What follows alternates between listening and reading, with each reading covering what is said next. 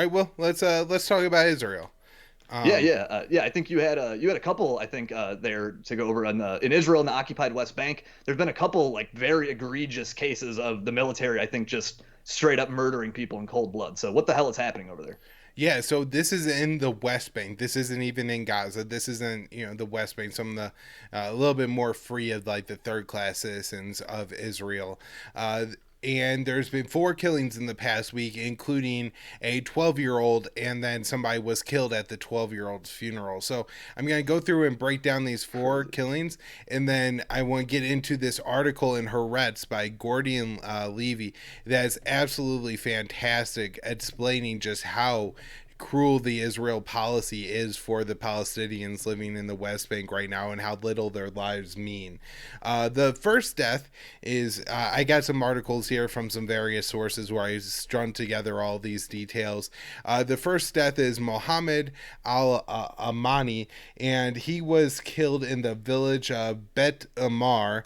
I believe he was the seventh person killed in that village this year, and he was also the 11th Palestinian child killed in the West Bank alone. That doesn't also God. include the bombing campaign in Gaza or any children that have been killed by Israeli forces, at the Gaza fence or within Israel proper. This is Jerusalem, yeah. or yeah, East Jerusalem. This is just talking about Israeli forces killing kids in the West Bank in 2021. So that's absolutely crazy. What happens in this story, from what I could tell, stringing it all together, Will, is in the morning. I believe Friday, there was a funeral in a cemetery where a young newborn girl was buried. Now, Israel has portrayed this as there was a young female that was discarded, right? Like they make it sound like it wasn't a funeral. The Palestinian side say it was a funeral. The Israeli forces then say they saw a car that they believe was a car involved in discarding of the corpse. Again, that was a Palestinian that was at the funeral.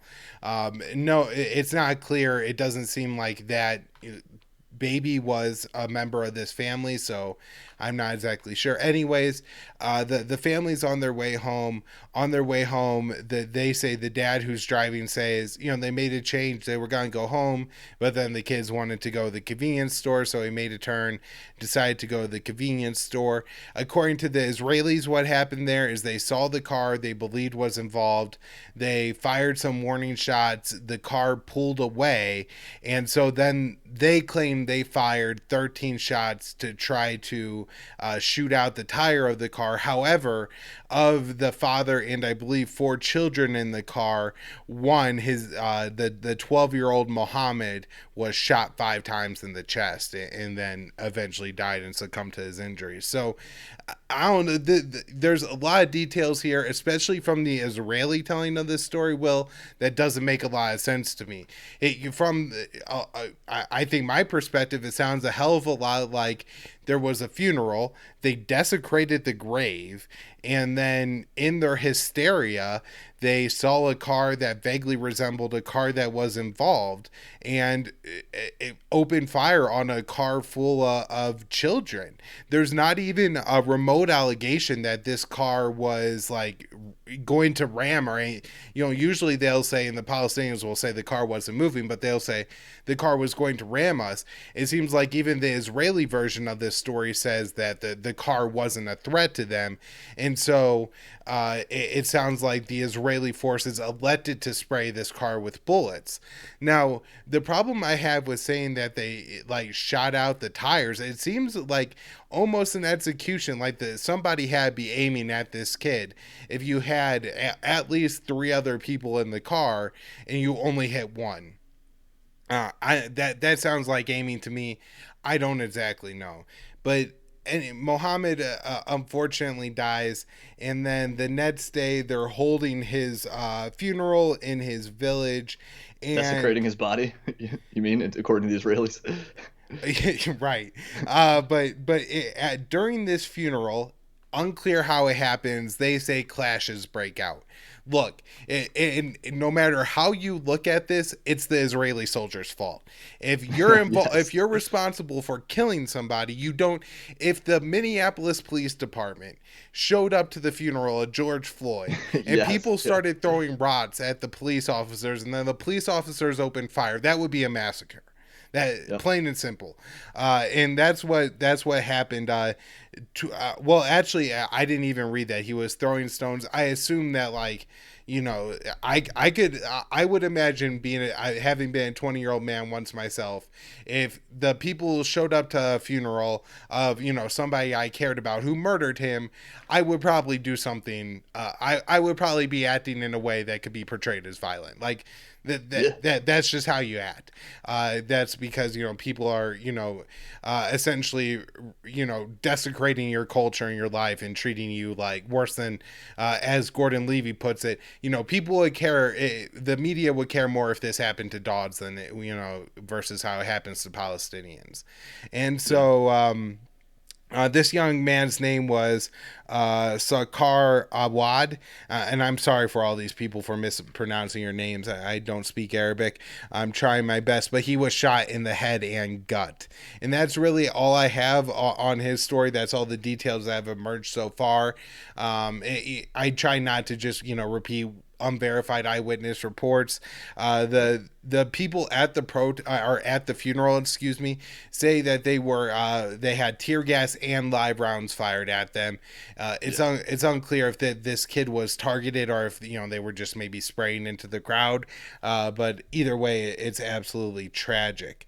The next death is in the city of I guess Bita.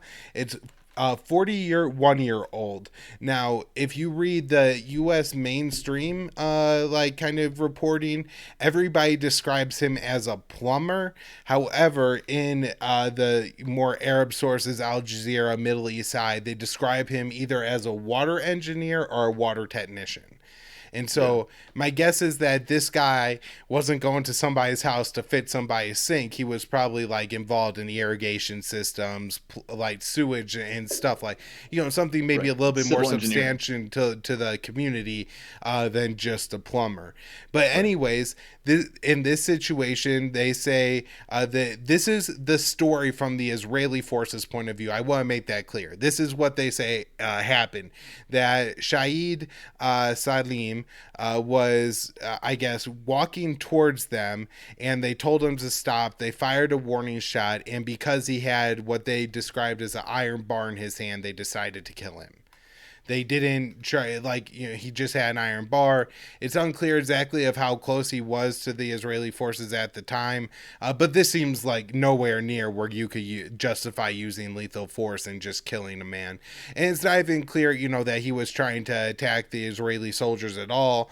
There's a lot of questions to how this death happened and everything like that, but it is rather concerning. And then at a protest so he was killed on July 27th, and then I believe on July 29th it was in his village, the Israeli forces came, used tear gas and live fire, and injured 21 other people. And so Wow.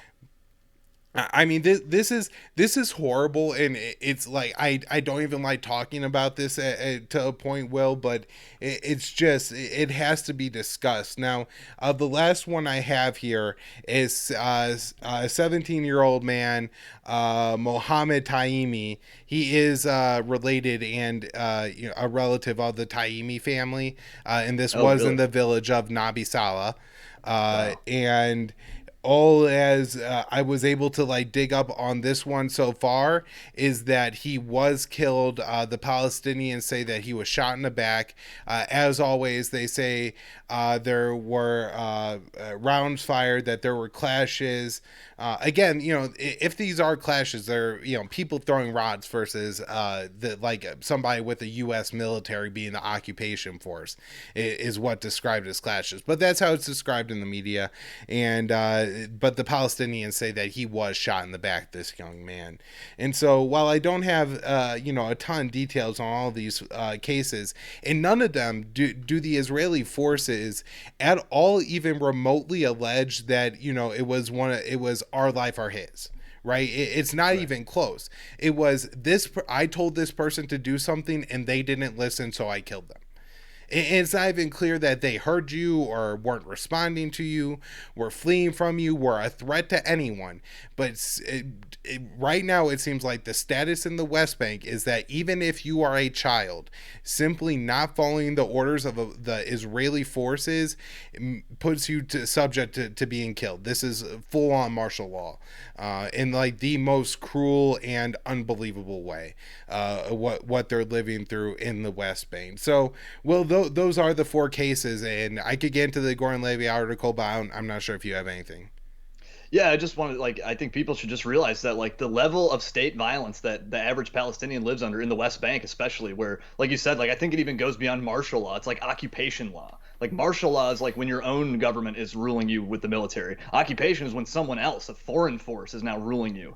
And so that's sort of the situation in the West Bank where the deadly force can be wielded so arbitrarily, and the amount of violence that's used just against any kind of gathering, even a funeral, they can't even gather to mourn the loss of their loved ones who were killed at the hands of Israeli soldiers. They can't even do that. Any gathering is treated as like a hostile activity, and they treat it, they respond accordingly, and that just happens. I mean, these four stories you just listed, they're horrible and egregious, but there are so many thousands more just like that, exactly like that are completely arbitrary, no conceivable justification, but it just continues on. If I had clicked back another month in my news roundup archive, well, I could have pulled up, I guess, at least four more, and Yeah. we could have done this for another half hour. Now, Yeah. one of the things that really got me going on this one, though, was the killing at the funeral of the 12-year-old Mohammed. Just Yeah. because this was so casually written about all over the U.S. mainstream media. Like, it was just like there was classes at a funeral and somebody died.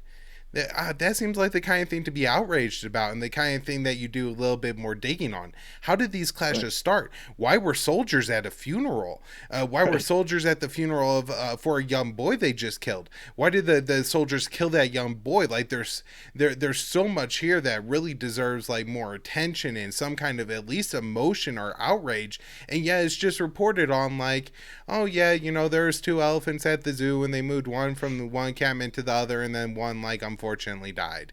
You know why like Yeah. that? It's just kind of like, yeah, it happened. In fact, if it were animals, people would probably like have a little bit more emotion, as Goran Levy points out. So, anyways, I was all like worked up about it anyways. But then I read this article again. It's in Haaretz. The media yawns at Israeli army death squads, and he captures just so well of a lot of the issues I had. So I want to kind of just go through Will and point out I think some of his best quotes from here and break them down. Sure. So he says these four examples point out that these are the soldiers choosing to kill. They kill because they can, and they're shooting because shooting is the preferred option. And I think he's absolutely right. In all these cases, they didn't have to kill somebody. It wasn't their life or somebody else's, and they chose to. Nobody is being held responsible.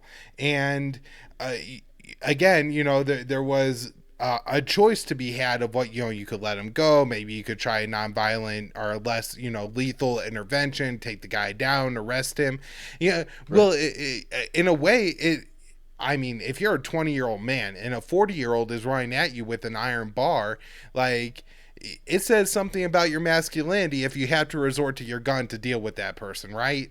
I'm not Right. saying that everybody has to put their lives on the line all the time, and I get that it's different for the security forces and everything, but these are supposed to be like, the big bad IDF. Everybody remembers what's her name from NCIS could kick any man's ass, get the Yeah. get the knife out of his hand and then roundhouse him in the face and knock him out kind of situation. And yet these are apparently the forces that had to resort to their gun every time that there's a car within 50 feet of them, even if there's four children piled into it. Right. So that kind of did remind me, though, of something that is a part of the situation in Israel, and it's very ugly, but it's a part of it. In that the number and the amount of people in each population, Israel versus Palestine, because the world's constantly putting pressure on demand for elections and stuff like that.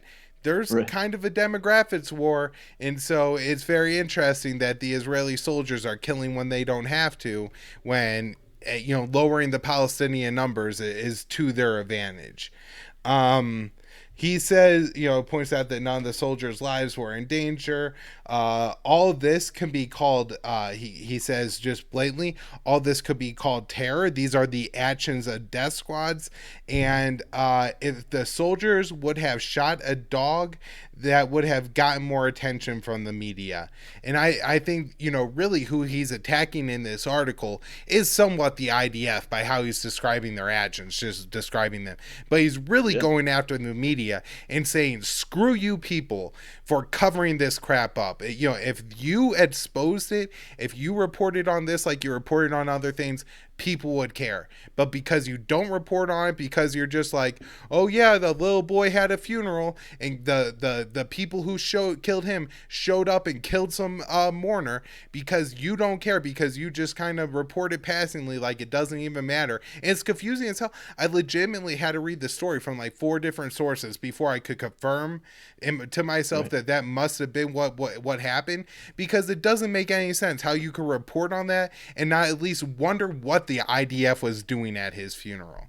And so, anyways, because the media doesn't report on it, well, rather than there being appropriate outrage, people demanding the representatives stop funding Israel to the tune of billions of dollars a year, we have the State Department approving a $3.4 billion weapon sale to Israel. And so this is just feeding the war machine that killed those kids and those innocent Palestinian people. We're going to give them $3.4 billion worth of weapons. These weapons will be 18 CH-53K heavy lift cargo helicopters.